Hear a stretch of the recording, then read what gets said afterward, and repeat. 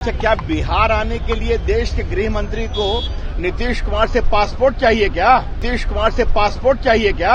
अमित शाह जी एक बार नहीं 10 बार बिहार आएंगे और अगर उनको परेशानी है तो हमारा भी निर्णय पक्का है।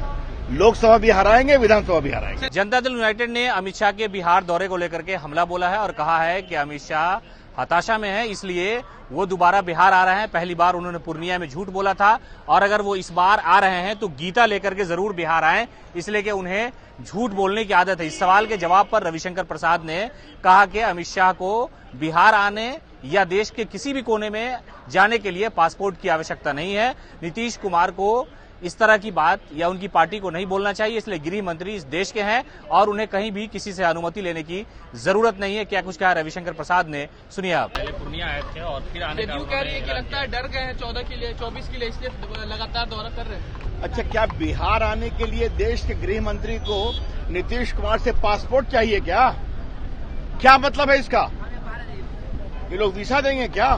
बिहार भारत का अंग है और भारत के गृह मंत्री को भारत के किसी भी कोने में जाने का अधिकार है। वो लोकनायक जयप्रकाश नारायण एक महान आजादी के नेता थे।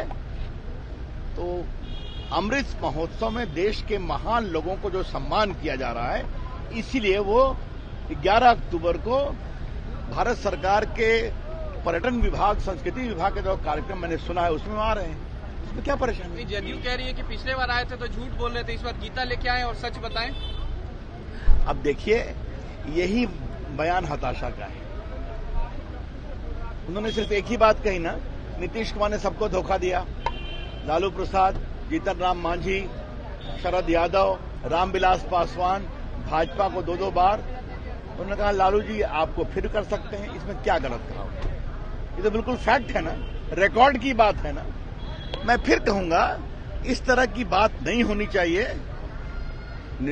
अमित शाह जी एक बार नहीं 10 बार बिहार आएंगे और अगर उनको परेशानी है तो हमारा भी निर्णय पक्का है। लोकसभा बिहार आएंगे, विधानसभा बिहार आएंगे। सर, एक आखिरी सवाल। धन्यवाद। चलिए, रविशंकर ने साफ तौर पर कहा है कि जेपी को याद करना हमारे लिए, हमारी पार्टी के लिए जरूरी है और इसी वजह से जो अमित शाह का दौरा है वो तय किया गया है और इसलिए गृह मंत्री के आने पर किसी तरह का कोई सवाल जवाब नहीं होना चाहिए। पूरा देश हर शख्स का है, हर भारतीयों का है और गृह मंत्रालय को जब ये दावत गई थी गृह मंत्री को आने को लेकर के, तो वो आ रहे हैं, इसमें कहीं कोई दो राय नहीं है। ज्ञात हो कि अमित शाह हाल ही में दूसरी बार यहां पहुंचने वाले हैं। अभी पूर्णिया पहुंचे थे 2 दिवसीय दौरे पर।